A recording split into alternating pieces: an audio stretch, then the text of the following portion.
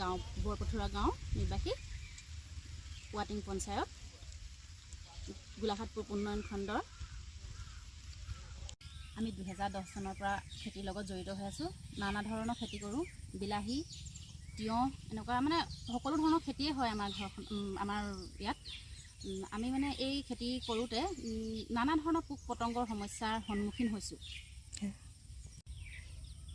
পোক পতংগৰ সমস্যাৰ লগতে বিলাহী উৎপাদনতো আমি আগতে বহুত সমস্যাৰ সন্মুখীন হৈছিলোঁ।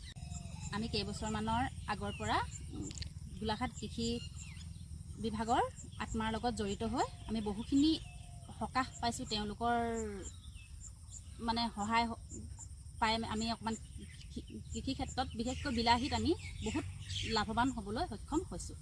আমি এতিয়া বিলাহীত বিঘাই প্ৰতি 70 কুইণ্টেলৰ ওপৰত বিলাহী বিক্ৰী কৰিবলৈ সক্ষম হৈছোঁ।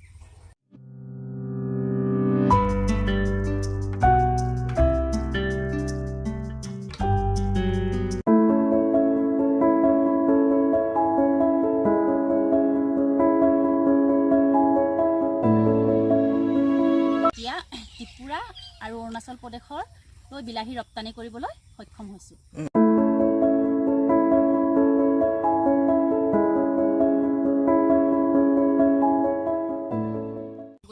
আত্মাৰ সকলো সদস্যকে ধন্যবাদ জ্ঞাপন কৰিছোঁ।